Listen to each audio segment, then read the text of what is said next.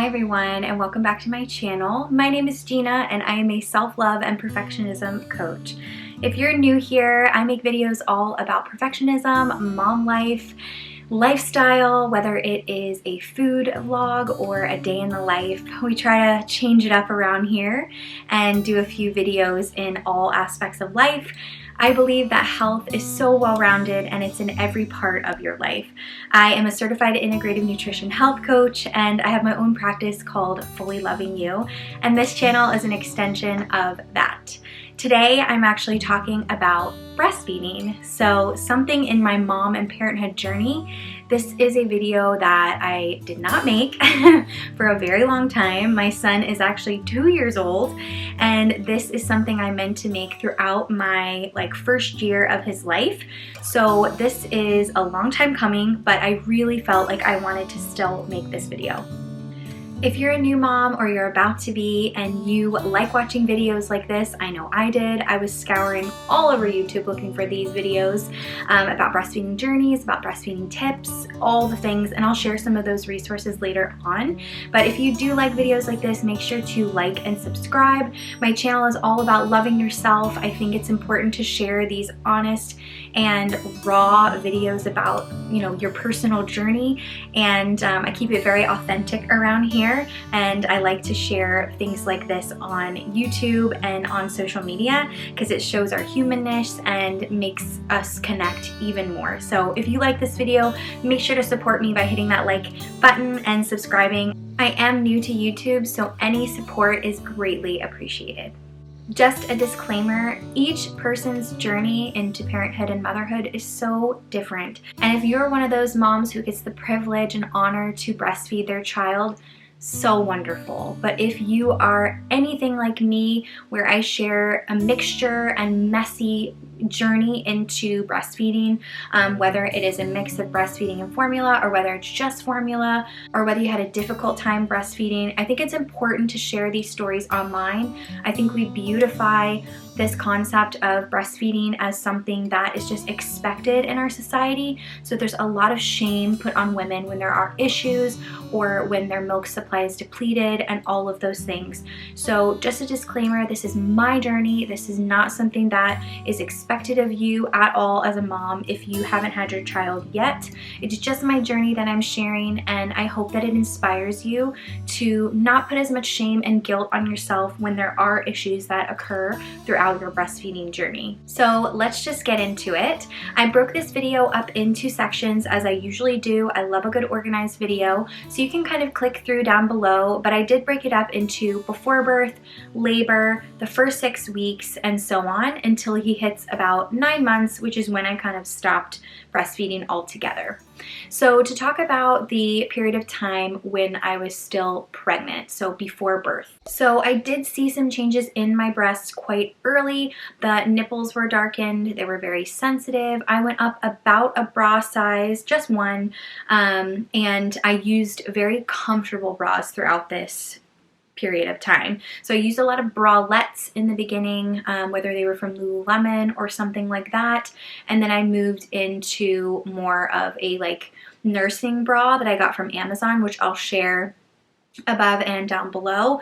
It wasn't one that clipped, it was more of one that you could just pull to the side so I could sleep in it, didn't have anything digging in on me, super duper comfortable, and those are the only breastfeeding bras that I wore. So I did start to wear them in the 3rd trimester to get myself used to and in those bras already so that I felt comfortable in them by the time my son was born. I know some women experience leaking or some colostrum already coming out in maybe their 3rd trimester. This was my first child, so I didn't have much leaking or anything like that. I think my body was just still getting used to the concept of pregnancy and childbirth. I did have in the 3rd trimester only a little bit of dried colostrum at the very tip of my nipple, which is like the yellowy substance that's very nutrient rich that comes out in the very beginning in the first few days of after birth. So that was starting to form, starting to crystallize on the tips of my nipples. I'm sure if I were to stimulate or adjust or do anything with that, I would have probably gotten some colostrum out, but I decided not to do anything because I wasn't comfortable experimenting with that quite yet. So if you have not seen my birth plan to birth story videos, make sure to watch those. I'll make sure to link them below and up here in the cards. But I was going through a birthing center. So I got to take a breastfeeding class through that center, and it was all about natural, holistic ways and also the right holds for if you receive a C-section or a vaginal birth. It was all about latch, so super great class. It was very intimate, in person, which was awesome. I got to ask all the questions, so that felt really, really great.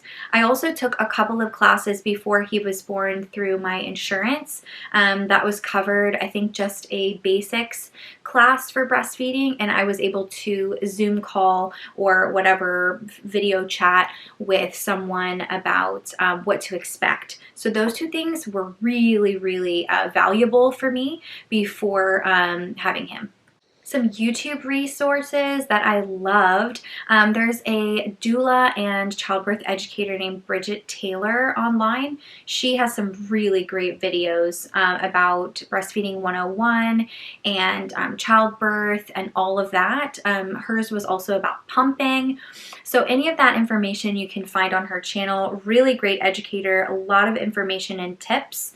It wasn't just a mom and her experience. It was more from a professional's point of view, which I felt like was also needed. There is a channel that I have loved and mentioned many times on my channel, which is called The Health Nut Nutrition. I love her content. I love her channel because a lot of her stuff is food-based. So I was kind of interested in how to build up my milk supply, starting to look at things like that before he was born, and also into breastfeeding while he was here after birth. So she was a great resource as well, and I'll link them down below. The next period of time that I want to talk about is my labor. And if you have not seen my birth story, please go back and watch that. It was a 56-hour birth, really intense. However, like a lot of healing there, a lot of emotions and just a really great learning experience for myself, which I'll talk a little bit about in my breastfeeding journey. Lots of learning experiences there. But in my labor, the only time that I really experimented with sort of breastfeeding pumping was when my labor was not progressing. So my water broke, and then I wasn't really getting good contractions. So my midwife, who I was in contact with on the phone while I was at home, said, take out your breast pump and start to pump. Because that should help stimulate your labor and help it progress a little bit further. And I'm not gonna lie, putting the breast pumps on for the first time was super invasive and foreign. If you've never done it before, it felt very strange that something was just like doing this to your boobs over and over and over without like just controlling it. But it was a really, really interesting experience and very effective with my contractions. So if that is a trick that your doula or midwife recommends, it was definitely effective for me in my labor. When I did pump, the only time in pregnancy during my labor, I did have a little bit of colostrum that came out, so I didn't want to just chuck that in my labor. So what I did was I put it in a plastic bag and froze it right before I left to go to the birthing center while I was in labor. So that's literally the only bit of colostrum that I saved in my pregnancy. Moving right along into my birth. So if you, again, have not watched my birth story, my son did have to go to the NICU for about a day and a half to 2 days until he came into our room. So what the nurses recommended is to pump and send my colostrum up to the NICU. So I exclusively pumped right after birth with my pump that I brought from home, which was the LV pump.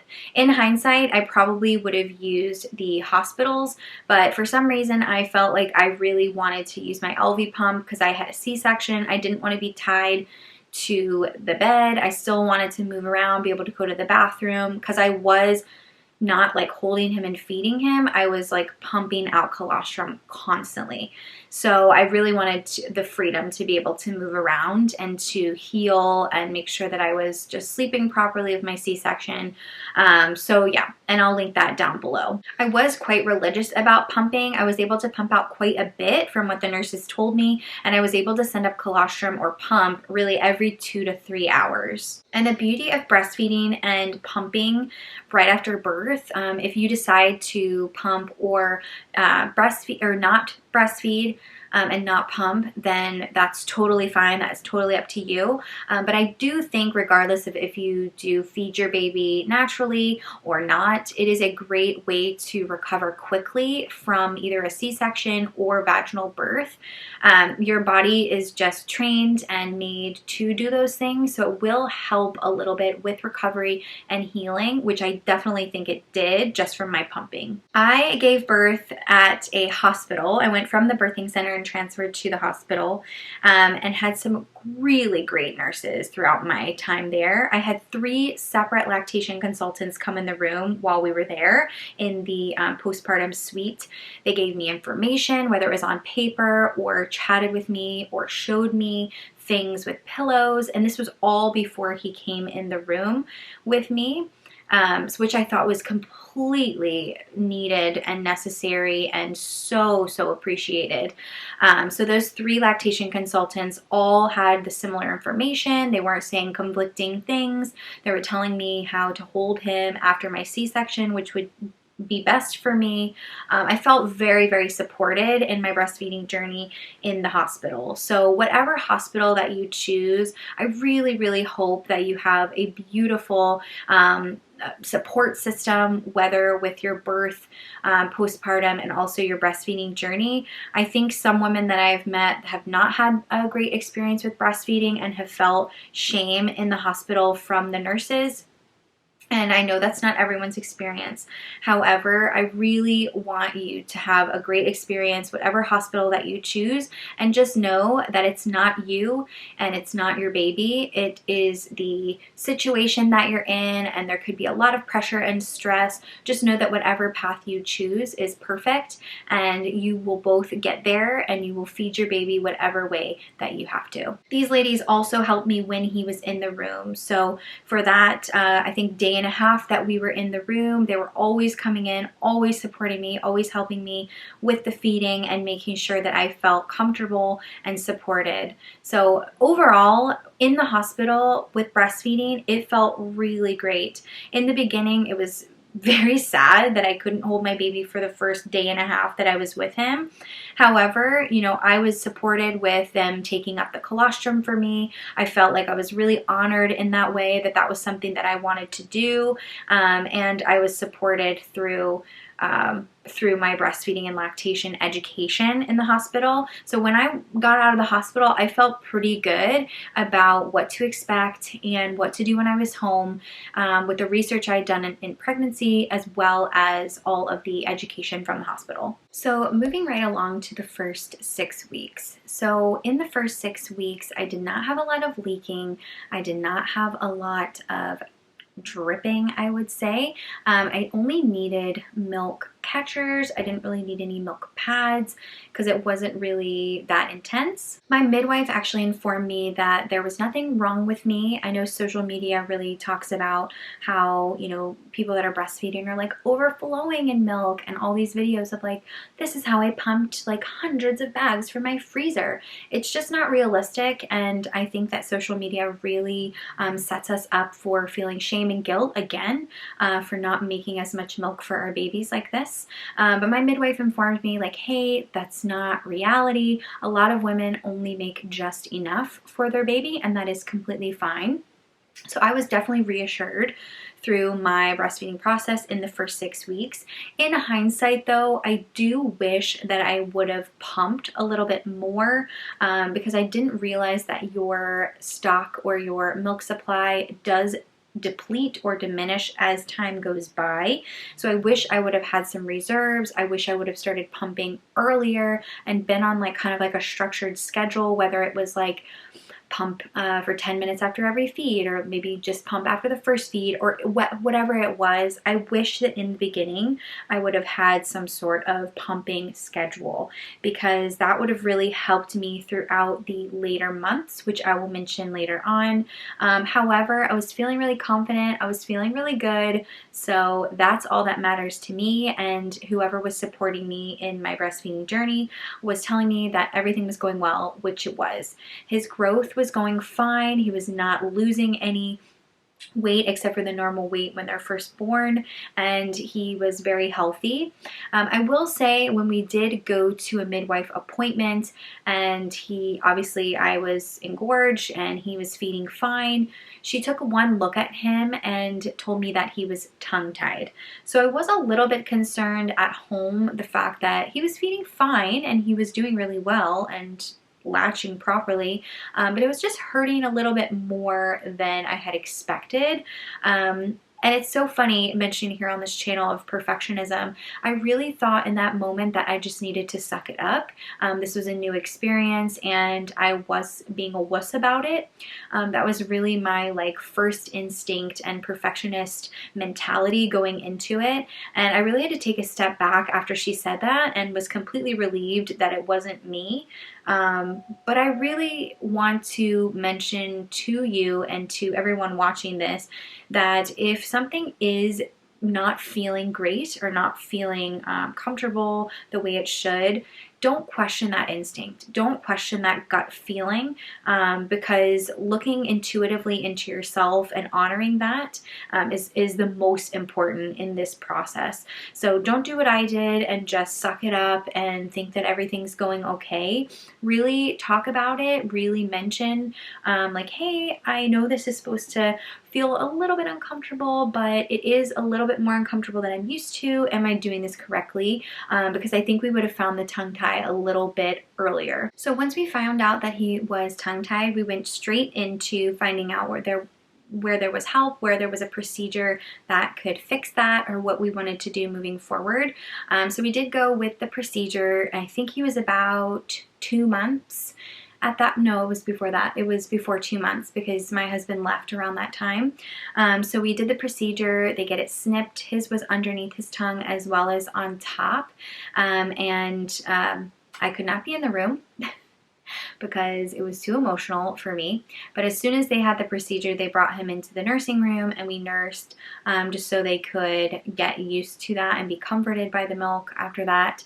But it was really hard to witness that. However, I'm glad that we got it done, because it improved the feedings and the nursings so much better.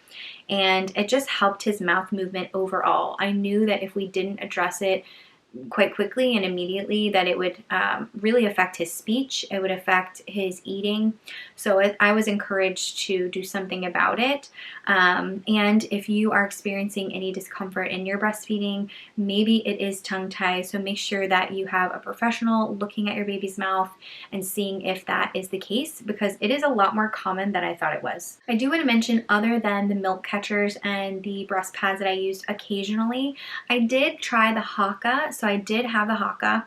I did try it, and because I wasn't engorged too much or overflowing with milk, I didn't get too much out. So my boobs had to really work hard to use that mechanism. So I would keep it on there while I was nursing him. First of all, he would kick it and it would fly off, so that wasn't great. And then sometimes I would keep it on there without him nursing, and I had to do it so hard and so suctioned on there to get anything out that it was just painful. So I did not use the Haka for the remainder of my postpartum experience. And a lot of people have a great experience with the Haka and a great success. I unfortunately did not. So that was one of the products that I was like, maybe next time when we have another baby, but I definitely will not be vouching for that product in this video. So just to recap, within those first 6 weeks, there was a lot of emotions, a lot of great emotions that I was doing really wonderful with my breastfeeding journey, a lot of shame and guilt around the pain, a lot of sadness for my son's tongue tie. We had to stretch his tongue back before every feeding. I mean, that was just really painful for me. We got through it, but it wasn't rainbows and butterflies like you think breastfeeding is gonna go. However, I was very grateful that I was able to feed him and I was making enough for my baby. In hindsight, again, it wasn't as much as I wanted. I wish I would have gotten some reserves in the freezer and got on a pumping schedule with my LV pump. That would have been really helpful for me. However, that was my journey, and now I can look back and learn from the things that I would want to do next time and really just honor that experience. So the 3 to 5 month phase, this was a phase that was kind of like the honeymoon phase. So once we had the tongue tie snipped, he was feeling great, he was nursing great, I was getting used to breastfeeding, and he was feeding more and more and more. So my milk supply was up and really, really full, so that felt really great. We were enjoying this beautiful, beautiful time of newborn stage. The 3 to 5 month is so sweet. So that felt really great. I did experiment with pumping at that time. I pumped when I wanted to, a little bit at a time. I think I pumped about like once a day. So that was helpful for me. I did develop a little bit of a stash in the freezer. However, it's always something, right? However, I did have a little bit of an injury when I was breastfeeding. I got glass stuck in my finger, freak accident, long story. However, I had to get the glass removed and I had to go under anesthesia. And I was not informed until when I was discharged that I could not breastfeed for 24 hours. So 24 hours of breastfeeding a newborn in this stage, that's a lot of milk. That's a lot of milk.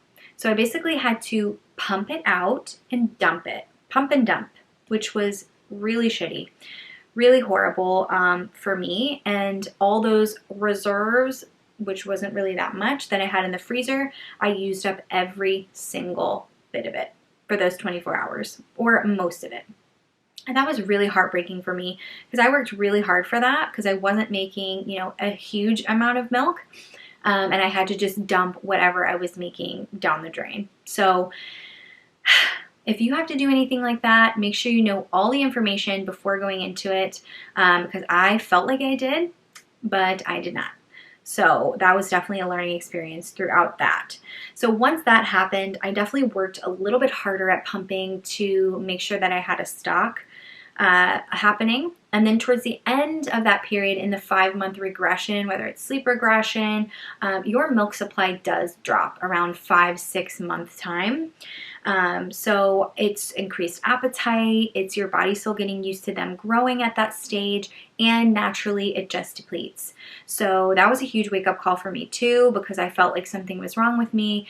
A lot of stress. My husband was not home, so it was just me and the baby, and there was a lot of stuff happening around that time. I was really just playing catch up, really catching up on pumping, really catching up on a lot of things with my breastfeeding journey. I felt like I was behind. A lot of stress was happening. I felt, again, like that shame and guilt, the mom guilt. It just happens. And it was a really, really difficult time for me. I was in a really low place. I felt like I couldn't catch up. I couldn't feed my baby properly. He was hungry.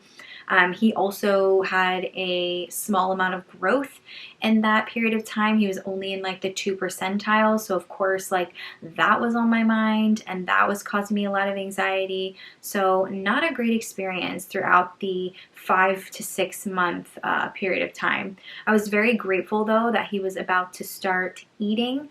So that I think really saved us. So the next period of time that I want to talk about is that 5 to 7 month period. Again, we started food, we started baby-led weaning, and I was not making as much milk. So a lot of things happening at once.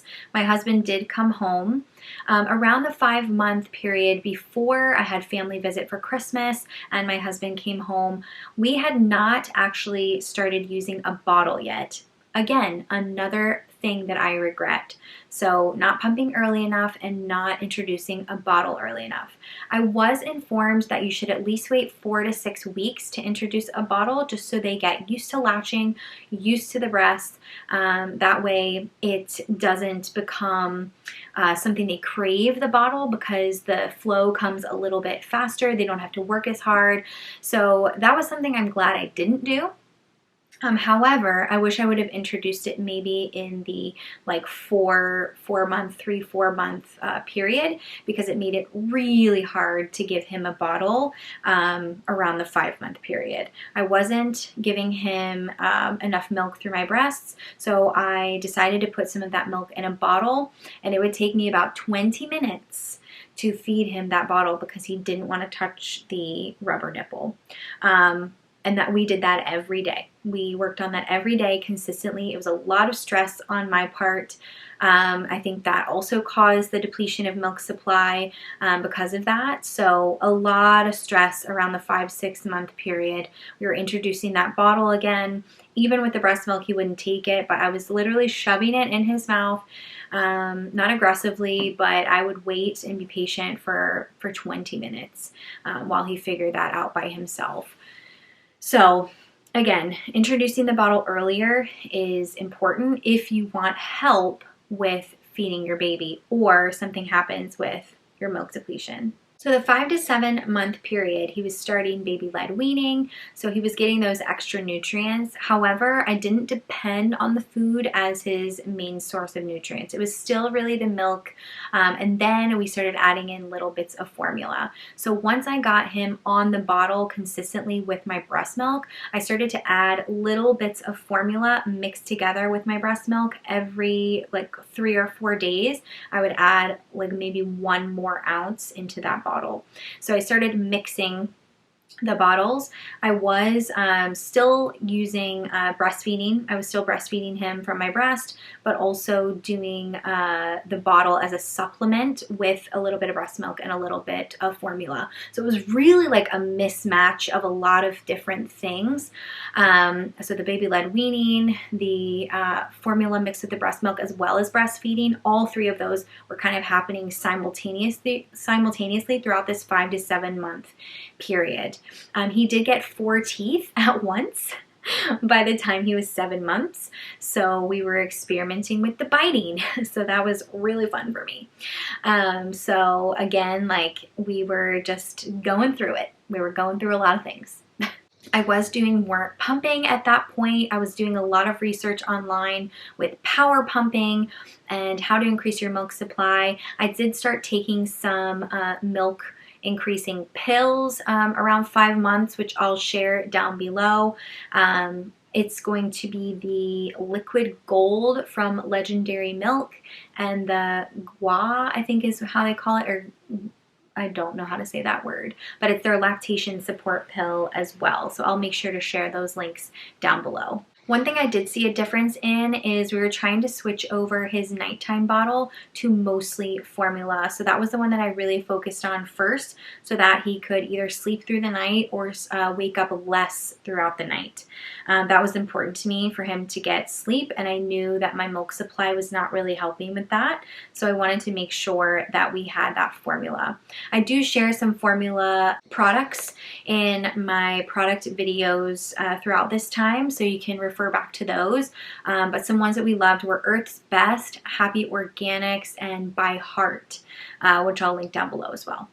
The next period of time I want to talk about is the 7 to 9 months. So after that really difficult time of trying to figure out what to do, trying to figure out how to mix bottles and get through this feeding process of still wanting to breastfeed, give him my milk and get all those nutrients, but also feeling a lot of pressure to want to make sure that he's fed, and wanted to pick some healthier formula options. So we started to mix more and more formula into his feedings.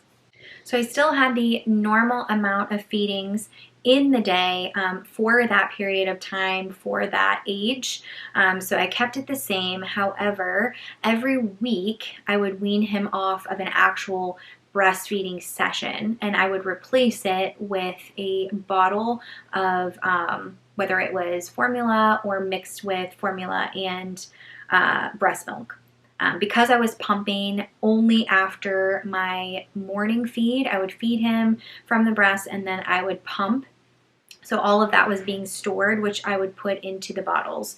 So I was trying to naturally wean off breastfeeding, but I wanted to do it in a very sustainable and healthy way for my body. That way it didn't feel like a complete shock and I was still able to give him the nutrients that I was making.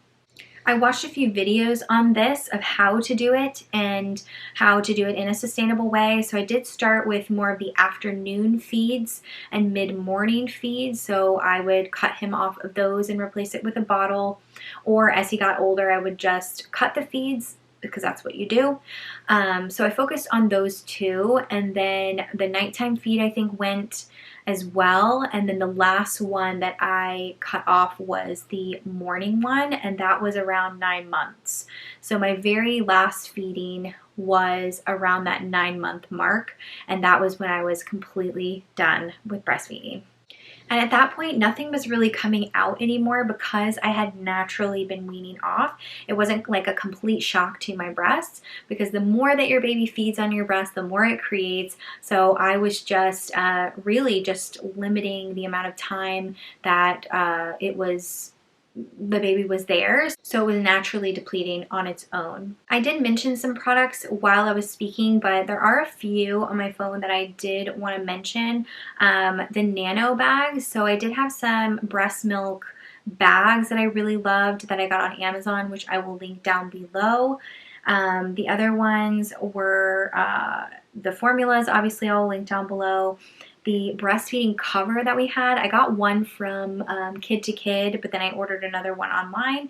It's actually one that goes over your head and has a wire, which I thought was really cool. Like the blanket and like cute ones, they look really cute, but they like get stuck to your kid, and I hate that, and I hate having to like use your other hand to like peek at them. So I really loved the ones with the wire that allowed me to just be hands-free, hold him and just look down and know that I was still covered, but I could still see him and he had enough room to breathe, to look at me, you know, all the things. So the one with the wire top was really cool.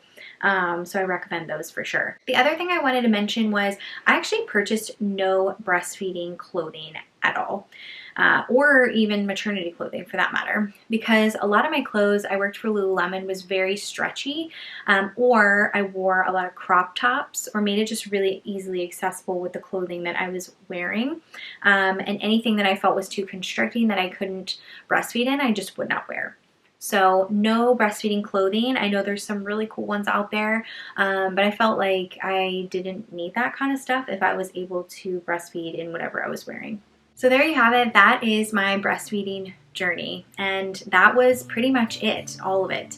I wanted to share this story because I feel like there is a lot of, like I've said before, a lot of guilt, a lot of shame, a lot of things floating around the internet and social media about what you should be doing, how you should be feeding your baby. And there's a lot of really positive things about, you know, how there shouldn't be all of this pressure to feed your baby a certain way, and just so your baby's fed and growing and thriving. You know, that's really all that matters. So I encourage you, if you're in this journey right now, or you are, you know, about to start this journey, to really look at content that builds you up and shows a wide variety of breastfeeding journeys. This is just one journey of one woman.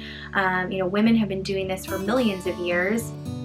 And I think it's important to share your journey, even if it's not perfect. It was messy, it was emotional, it was, you know, dramatic but beautiful, all in the same vein. So I encourage you to listen and hear other people's stories, get their other perspectives, and know that whatever you decide is beautiful and perfect and exactly the way that it should be. Now, I do encourage you to seek out support where it is necessary. If you feel like in your gut, in your intuition, that something is wrong, like with my tongue tie experience or with my milk supply depleting, seek help, seek some professional help, as well as some one-on-one time with family, with friends, with people who have done this before. Get their opinions, get their advice. No need to take just one person's advice. Get a wide variety of opinions and suggestions and try things, experiment, do whatever you need to do in a healthy way, obviously, and really just focus on you and your health, especially your mental health in this time. Breastfeeding is difficult. It is something that is learned. It's not something that you know right off the bat. It is intuitive. It is natural. It is something we should know how to do, but there are a lot of issues that come with it, and people used to be raised in villages where there were tons of people around them to support them, and unfortunately our world is very isolated at the moment. So seek out support where you can. It is necessary. It is so necessary. So that is my 2 cents on that. And again, this is my journey, and I hope that your breastfeeding journey, or your breastfeeding journey currently, or the one that is about to happen, is going well. And if it is a difficult time right now, just know, mama, you will get through it, and you will feed your baby, and they will be healthy and happy, and so will you. So I hope you like this video, and if you want to refer to any of my pregnancy or mom videos, make sure to hit those playlists in my channel. I have a lot more content headed down the line, so stay tuned for that. Make sure to like and subscribe. Let me know what your journey was like down below, what you liked about these videos, and also any product recommendations you have for breastfeeding. That would be super helpful for my viewers as well. So until next time, have a good one. See you later. Bye.